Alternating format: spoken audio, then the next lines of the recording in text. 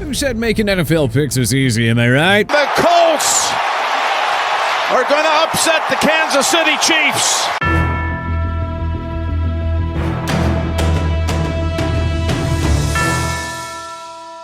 Before we dive into next week's picks, we have some business to take care of from last week, as our 8-8 record was somehow enough to give us the win over you, the fans, who were one game back at 7-9. You did manage to salvage one prize, however, as we actually missed our lock of the week. Remember, you TPSers get a prize every week you beat us and whenever you hit your underdog of the week. And we'll also give out a prize when we miss our lock of the week, or when we get an exact score count. So the final tally for week 3 is one prize for our incorrect lock of the week.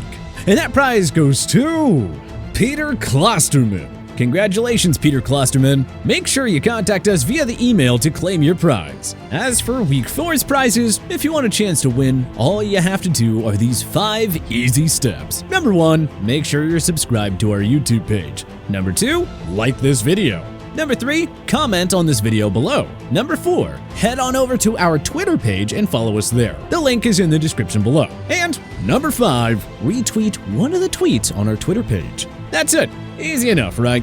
Alright, now let's get into week 4, starting with a battle between the top 2 quarterbacks taken in that star-studded 2020 draft. Cincinnati Bengals at Miami Dolphins, underdog of the week. It's pretty crazy to think that a 3-0 team is getting 4 points on a 1-2 team. I guess that only made Miami an easy pick for your underdog of the week, as the majority of the fans went with the Fins over the Felines. We're not on board though. Miami may be the better team with the better record, but they're playing on a short week, coming off a hard-fought battle against the Bills that left Tua pretty beat up. The Bengals, on the other hand, are coming off a cakewalk victory over the Jets. Give me the healthier, more rested home team on Thursday night. Final score, 27-24 Bengals. Minnesota Vikings at New Orleans Saints. The Vikings avoided dropping 2 straight thanks to a big comeback effort against the Lions, and according to you all, they keep it rolling in week 4 against the Saints. We're going opposite again though. Sure, Jameis Winston has been a complete disaster over these last 2 weeks, but a date with the Vikings defense should get the Saints offense back on track. Minnie was lucky to get the W at home last week. Their luck runs out in NOLA on Sunday. Saints in a close one, 21-20. Los Angeles Chargers at Houston Texans. The Chargers were embarrassed at home by the Jags last week, but that's not stopping either of us from putting our faith in Justin Herbert once again. Only, in our case, we're making it our lock of the week. For starters, the Jags are a better team than many of us had actually thought, but the Chargers were also dealing with a ton of injuries, both pre-game and in-game. Look for them to get things sorted out in time for week 4. Only a matter of time before Austin Eckler goes off. Look for it to happen against a weak Texans defense that was run over by the Bears' Khalil Herbert last week. Chargers win 31-10. Chicago Bears at New York Giants. Could the Giants seriously be 3-1? Y'all see it happening as you went with the G-Men over the Bears. And honestly, we're doing the same with our pick. This is a battle between 2 inept offenses. We'd hate to have to choose either. So we're just going with the Giants defense winning this one for New York. They'll limit Justin Fields and company to just 1 touchdown in a 17-7 win. Buffalo Bills at Baltimore Ravens. This has to be the marquee game of the week. 2 of the league's best teams, quarterbacked by 2 MVP frontrunners. You people like the Bills, however. But you can give us Lamar Jackson and the Ravens at home. Baltimore would be 3-0 if not for that late collapse against the Dolphins. Lamar Jackson cannot be stopped right now, and that's bad news for a Buffalo defense that is among the most injury-riddled units in the NFL right now. Josh Allen and the Buffalo offense keeps them in it, but Lamar Jackson is simply too much, as Baltimore wins a 35-34 shootout. The Seattle Seahawks at Detroit Lions. The Lions are one of those teams that no matter how many times they let you down, it's hard not to go running back to them. No question about it, I am ready to get hurt again. And here we go again. Both of us are on the Lions, and hey, with good reason. They nearly went into Mini and beat the Vikings, and prior to that, they nearly came back against the Eagles before easily handling the Commanders at home. They are a very competitive team this year, which is probably more than you can say for Geno Smith's Seahawks. Dan Campbell knows he let his team down with some of his decisions in week 3. Look for his players to rally around him in week 4. Lions get the bounce back win, 34-21. Cleveland Browns at Atlanta Falcons. It's pretty crazy to think that despite no Deshaun Watson, the Browns were just an onside kick recovery away from being 3-0. That running game looks unstoppable right now, and neither of us see it slowing down in Atlanta on Sunday, as we are both back in Cleveland here. This game actually features the top 2 rushers in the NFL right now in Nick Chubb and Cordarrelle Patterson. There's a lot to like about both offenses at the moment, but it's the Browns' D that gives them the edge in this game. While both teams will be able to move the ball down the field, Cleveland's defense will make things a little harder for the Falcons. That'll be the key to their 23-14 victory. New York Jets at Pittsburgh Steelers. In the game of the week, yeah, just kidding. Honestly, it's pretty tough to back either of these teams based alone on their quarterback situation. But y'all seem to have more faith in Mitch Trubisky as you went with the Steelers. Zach Wilson, Joe Flacco, doesn't matter. Give us the visiting Jets in an upset. We've said it before and we'll say it again. This Steelers team is not the same without TJ Watt. Last year, they went 0-5 in games where he played less than 60% of the team's defensive snaps. And they were 9-2 when he played more. Well, they're 0-1 already without Watt this season. And they'll be 0-2 after Sunday.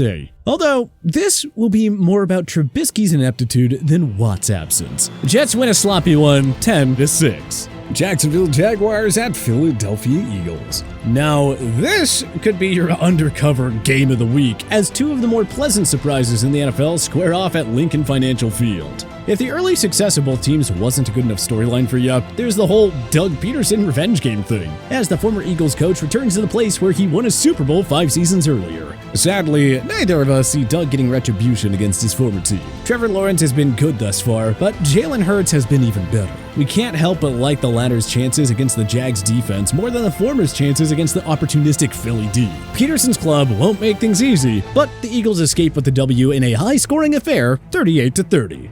Tennessee Titans at Indianapolis Colts. 2 teams that finally got into the win column last week with big-time victories over tough AFC West opponents. But which team can keep it rolling into Week 4? You fans think it'll be Derrick Henry and the Titans, and with good reason, as they won 4 of their last 5 meetings. We disagree, though. That win for the Colts last week was a big one. Not that the Titans' victory wasn't. It's just that the Colts actually beat an undefeated Chiefs squad while the Titans struggled to get by the winless Raiders. Indy came into the season with high expectations, but they struggled to live up to them through the first 2 weeks. They got back on track in Week 3, and with Shaquille Leonard hopefully back in the lineup for this one, look for the Colts to continue their rise as they win a close division battle 20-17. Washington Commanders at Dallas Cowboys. What does Cooper Rush have to do to get some respect around here? First, no one gave him and the Cowboys a chance once it was announced that Dak Prescott would miss multiple weeks with a hand injury. But here they are, sitting at a pretty 2-1 through 3 weeks, and a perfect 2-0 with Rush under center. That should have everyone believing in the Cowboys' backup, right?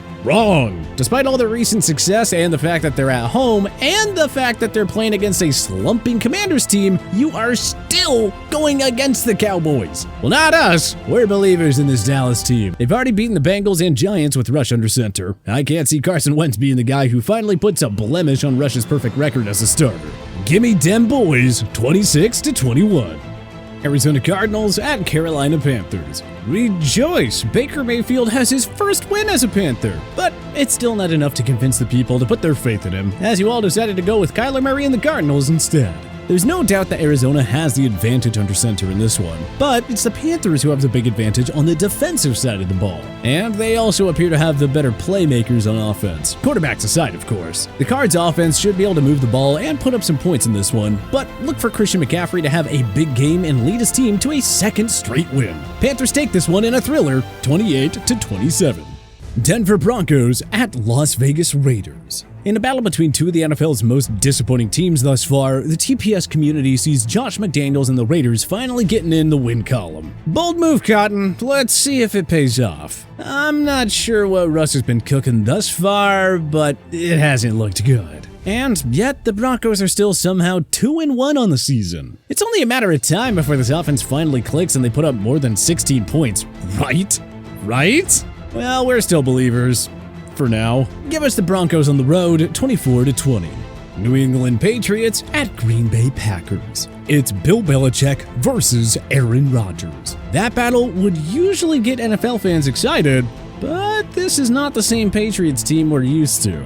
Not only are they entering this matchup with a 1-2 record, but they'll also be without starting quarterback Mac Jones. That made this an easy decision for us and the fans, as it's Packers across the board. Those who are counting Green Bay out after week 1 clearly haven't learned anything. RELAX. These Packers got trounced in week 1 last season, and then they bounced back to win 7 straight. They appear to be on a similar path this year, and I wouldn't count on the Patriots getting in the way of that. Green Bay wins an easy one at home, 24-6. Tampa Bay Buccaneers at Kansas City Chiefs. Brady versus Mahomes. Chapter 6. Tom Brady currently holds the 3-2 edge, but if the fans have their way, it'll be even after Sunday night's battle. And honestly, hard to disagree, as it's not often you see Patrick Mahomes drop 2 games in a row. Then again, the same could probably be said about Brady. We've doubted the GOAT enough times to know it is a fool's endeavor. Brady and the offense have struggled, but they'll get some reinforcements back in the form of Mike Evans and Julio Jones. And Cole Beasley should be more familiar with the game plan. Their defense has been playing like one of the top units in the league. Look for the offense to get back on track as well on primetime as Brady and the Bucs escape Arrowhead with a 23-21 victory.